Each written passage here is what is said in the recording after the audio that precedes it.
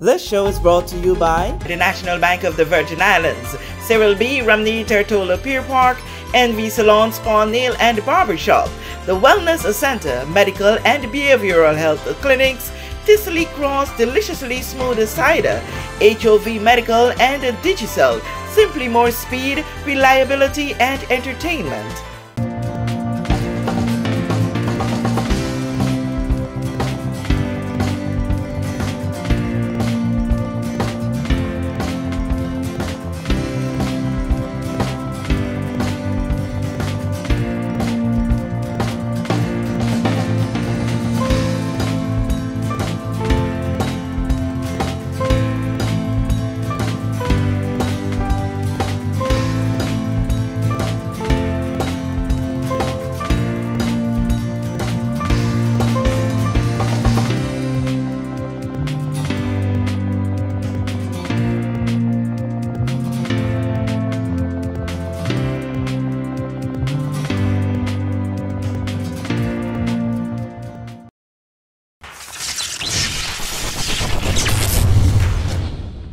This is The Big Story. I'm Kathy Rich. Just want to thank you so much for joining us for today's edition. With me on set is the Managing Director for the BVI Airports Authority, Mr. Kurt Manel. I want to first officially welcome you to The Big Story set. It's your first appearance.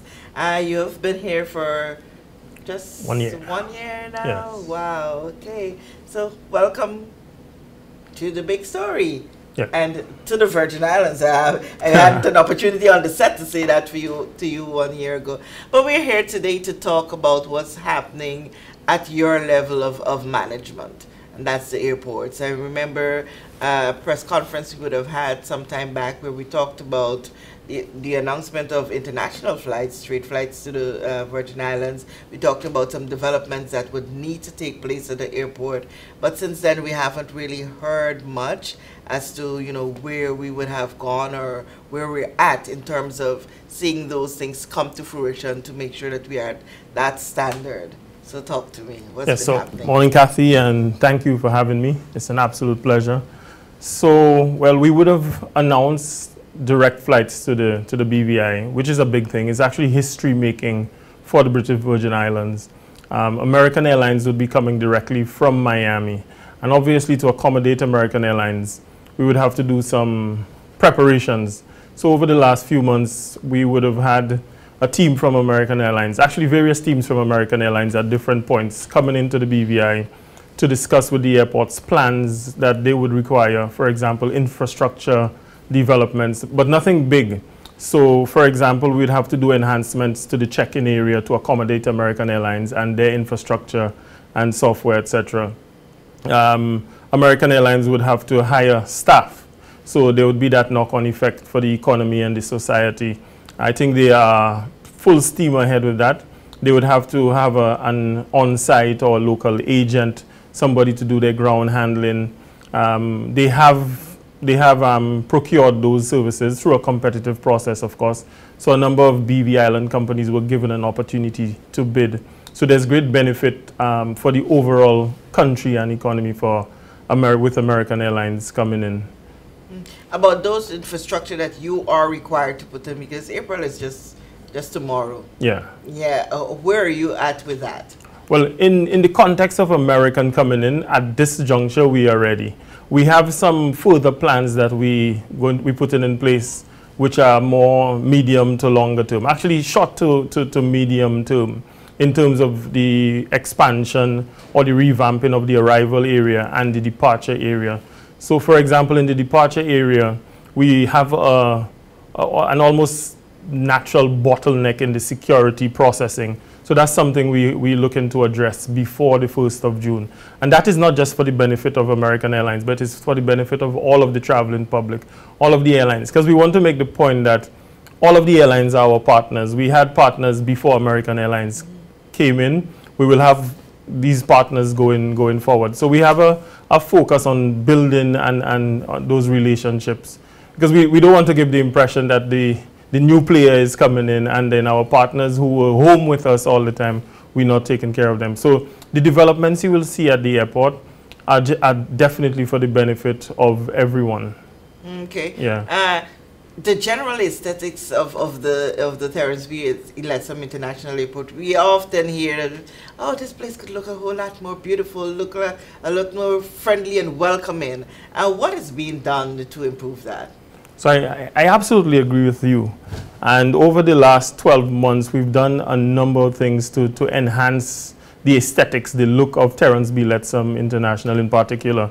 So one of the first things we did is to have a greater focus on landscaping. So in the past, you would have seen that the grass may have been perceived, at least perceived, as overgrown. But we're controlling that. We have a dedicated team that focuses on landside landscaping and airside landscaping. So there's a greater focus on how it looks. We want it to be a place where you can come and take your selfies. It's the first and the last place that a tourist or a traveler sees. So we want you to be able to pull up and take that picture and send it viral, as we say. In terms of the queuing and the processing generally in the terminal, we undertook a capacity enhancement and planning exercise where it's generally geared towards improving the customer experience or the guest experience. So you would see that we have standard stanchions or queuing throughout the Terrence B. Lettsome terminal, and currently they are assigned to the particular airline. So if you come up to go to American Airlines or Intercaribbean, you go to their queues, and you won't see that spillover through the front doors as we used to have before. So there's greater control. We have a dedicated customer service department with customer service representatives or ambassadors you would see roving throughout the terminal and engaging the passengers. Most recently, we looking to implement a customer service experience brand for Terrence B. Lettsome and for the Airports Authority in general.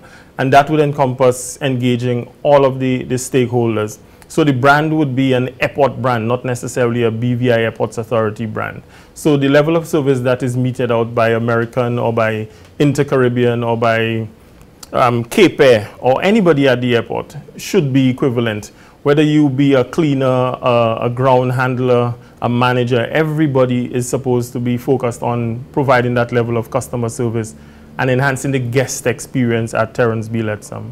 Okay, you just got a nice arrangement with St. Martin's. Tell us about that. Yes. So actually that came out of our attendance at the Roots World Conference in October last year. And incidentally, that's the same conference at which we also engage American Airlines and a number of other carriers who showed interest in coming to the BVI. In the case of the St. Martin Airport, we felt it necessary to have discussions with our neighboring airports to see how we can partner. What was determined that, well, it was obvious to us that St. Martin is a regional hub. Our key issue here is connectivity and air service development. So we want to provide connectivity to the BVI, and we want to be diverse in our approach and our offerings. So we saw an opportunity where there are a number of passengers who actually come to the BVI but pass through St. Martin or originate out of St. Martin. So what you will see is St. Martin being the hub, not just for to support the BVI, but to support the other islands like Anguilla, Nevis, St. Kitts, and all of that traffic will be fed into St. Martin and then go on to the various points. So some of those passengers would actually go through St. Martin out of Anguilla and other points of departure to come on to the BVI. In terms of the benefit to be derived from it is everyone who goes through St. Martin as an in-transit passenger pays a fee. I think currently the fee is $50 US. So based on our negotiations, we were able to bring it down to $30. So BVI, people coming to the BVI in particular, once BVI is your final stop, you only pay that $30. So that would save you from St. Martin's from St. Martin's end. So you have a small cost savings there. But again, it's not just about bringing down the cost of the ticket, because the $20 is marginal, and we recognize that. What it's really about is that connectivity, providing options to the traveler. You have options going through Antigua, through Dominica, through St. Martin. Now you have a direct flight straight out of Miami. We want to expand those connections. So it's not necessarily about just saving that $20, but giving you that the convenience of not having to overnight somewhere or not having to travel for more than 12 hours to get to the beautiful Virgin Islands. You can just go through St. Martin, you could go through Dominica, you could go to Miami and come direct. And we're obviously promoting going through San Juan as well. So we're looking at all the points, all of the hubs, and we're developing those relationships to create, again, that connectivity. Because the focus now is way beyond just expanding the facility and developing the facility. It's really about connectivity and robust air service development. So we want to increase the numbers and the options to come to the BVI. And of course, from the standpoint of the Airports Authority, we are a company, so we expect it to run as an absolute business. So at some point, we need to be profitable. How we achieve that is by people and aircraft going through our facility. So we're looking to increase that from every angle. Does the BVI Airports Authority have a financial challenge right now in terms of taking care of business as you need to? No, I wouldn't say that we have a challenge. We run just like any other business, and we are faced with the same issues that are faced by any other business. We are faced with. What makes us unique is that we are state-owned enterprise. So at this juncture, we are still supported to an extent by the government.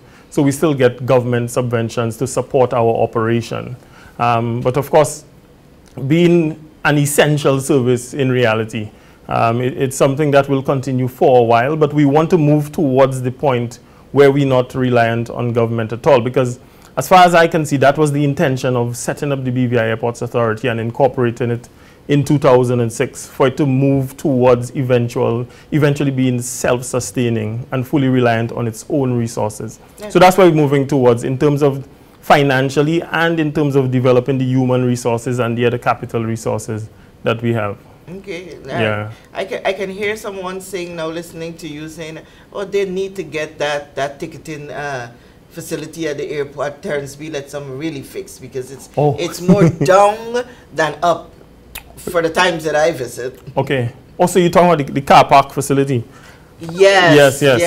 So as we speak, you will see in the media a request for proposals for the provision of a new car parking system, a new pay-on-foot system. So, frankly, the system that was implemented years ago, it was not suited to the environment. Hence the reason why it breaks down all the time, and we constantly have to do maintenance. So we're doing our very best. However, it has reached the point where we absolutely have to change it over. So within the coming months, you will see that there will be a new system in place, and there will be multiple systems. There's also a plan, because of a regulatory requirement, to reroute the traffic in front of the terminal.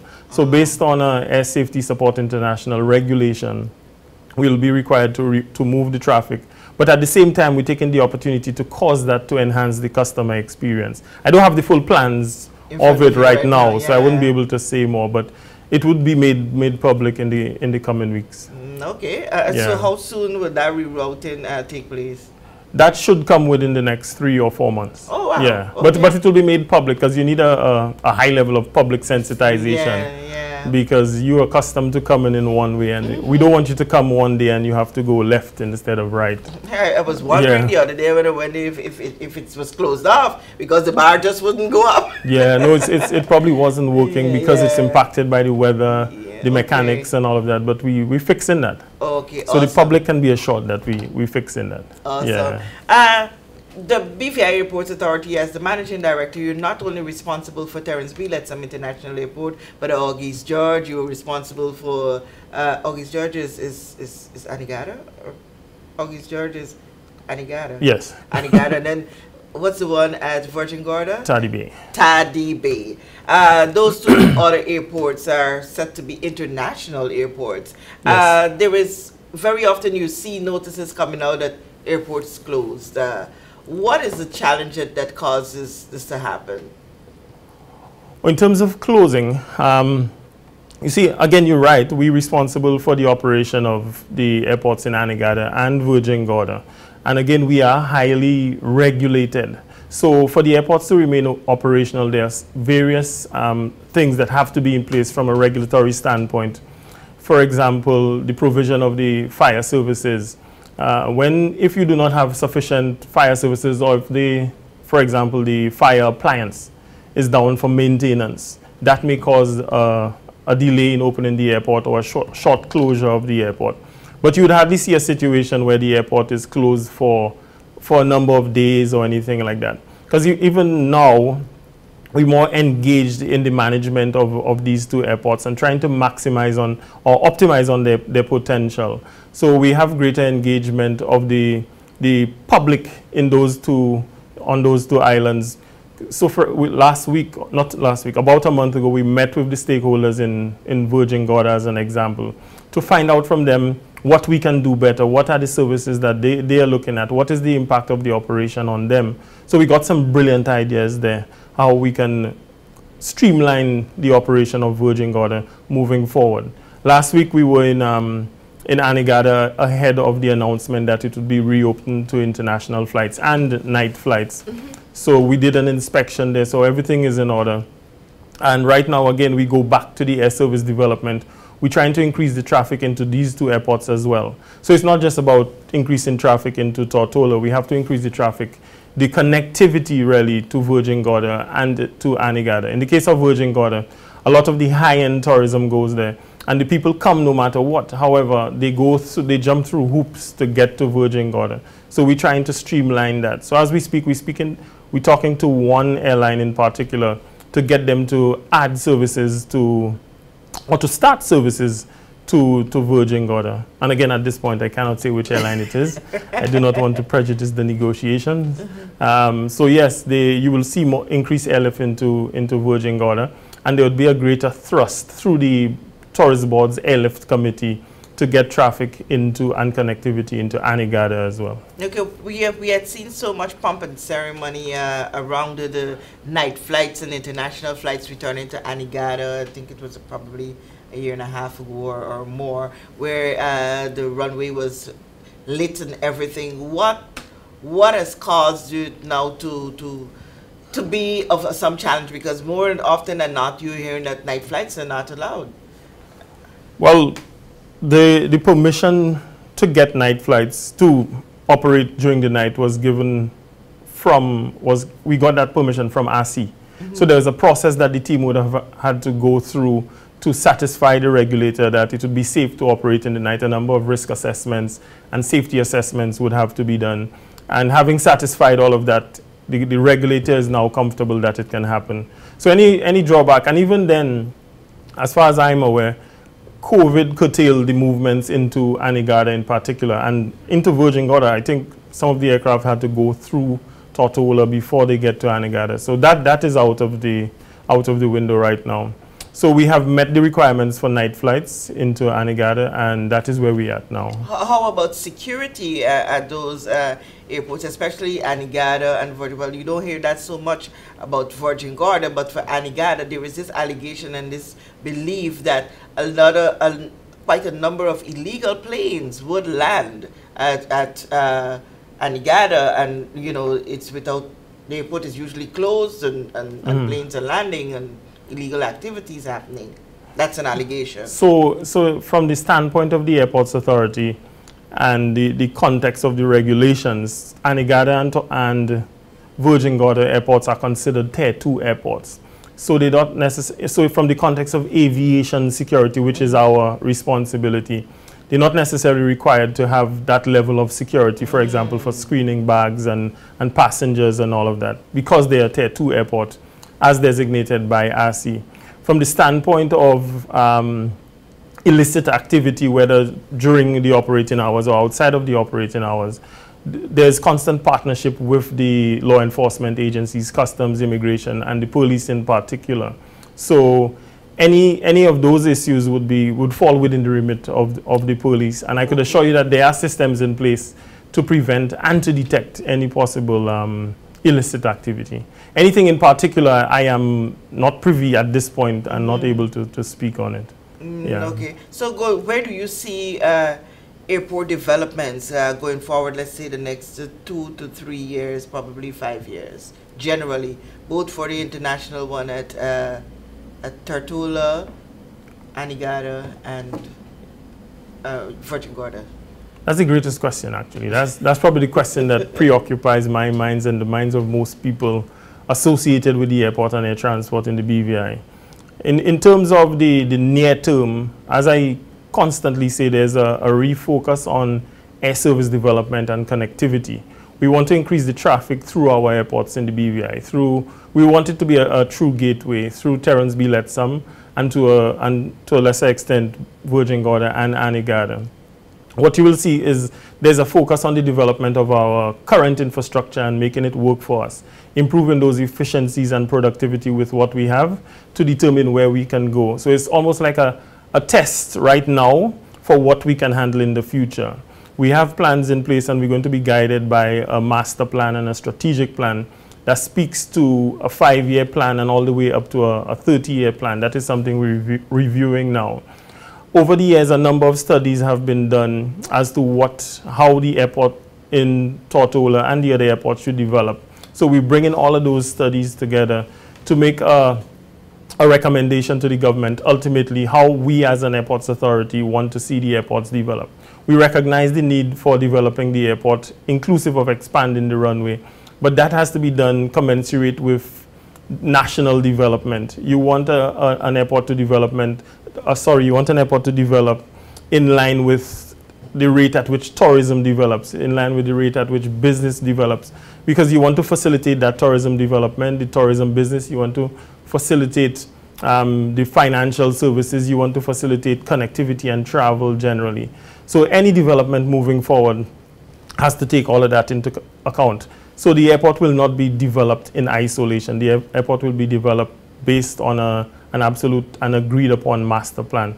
But that has to go through all the processes from the airports authority all the way up to the government. We get the directives and we go back down. So within the next 2 to 5 years, I think you will see that development moving forward. But for now, I would ask you to focus on what you see now, improving those efficiencies at our current airports, improving the guest experience, the customer service, the connectivity to the BVI, and look at the impact that it's having on the economy, on the society, on how people move generally and how business is generated because of that. Awesome. Yeah. All right, so the clock is on us right now. Before we close off, while we would have had this discussion surrounding what you do, some persons were like, oh, never see him before. Who is he?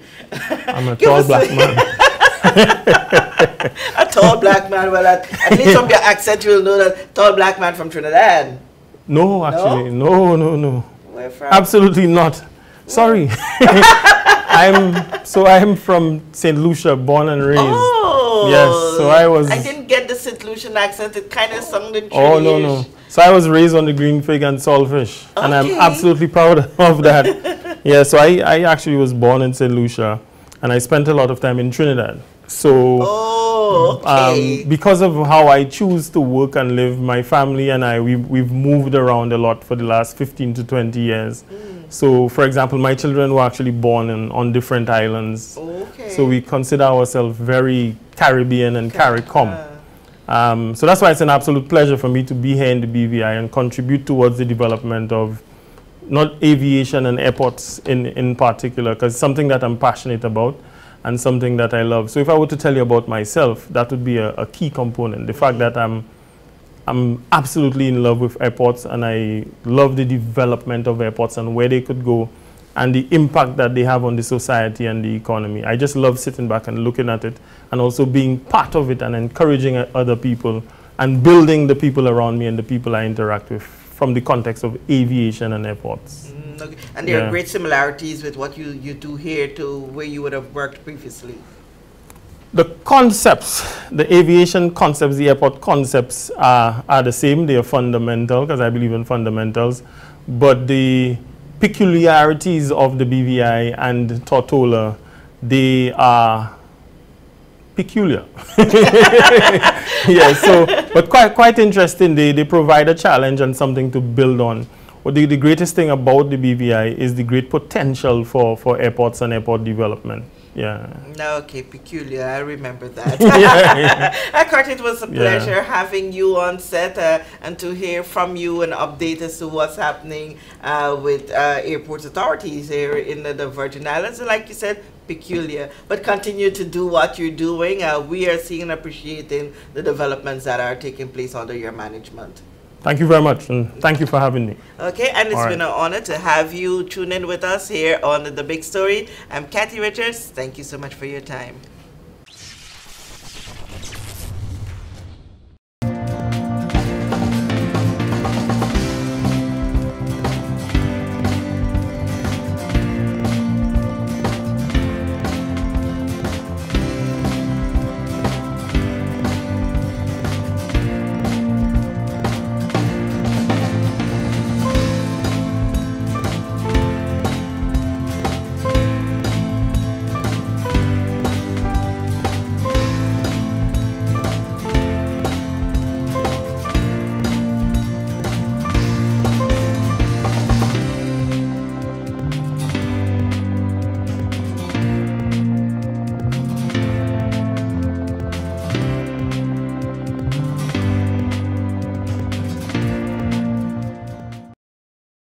We know that where you choose to bank matters, and it is your vote on what your funds do in strengthening our community. As your official Bank of Paradise, we invest and support the lifeblood of our economy by helping in the realization of personal goals for homeownership, education, and entrepreneurial visions, which support small businesses. We make it our place to connect with persons and worthy causes, and we have been doing so for more than 30 years. Where your money goes and what your dollars empower are your choice. And we thank you for choosing us, a bank that gives where it matters the most, for you, for our community, and a happier tomorrow. The National Bank of the Virgin Islands. Everyone looks to the future, but no one truly knows what the future holds. The number of people under the age of 20 with type 2 diabetes could increase by 49% by 2050. Let it be known that we all have a 30% chance of developing hypertension. Globally, more than 300 million people of all ages suffer from depression. More than 60,000 young adults aged 20 to 39 are diagnosed with cancer each year. Obesity leads to problems such as stroke, heart disease, and kidney failure. No matter your race, age, or color, we are all at risk. These diseases can be managed or prevented if caught early. But with the right medicine and the right doctors to keep us on a path to live a robust and healthy life, we will live well.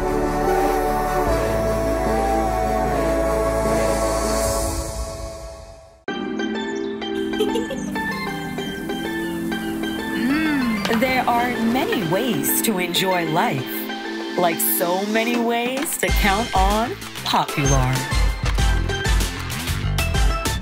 Plug into Digicel Plus and get even more entertainment with Disney Plus included.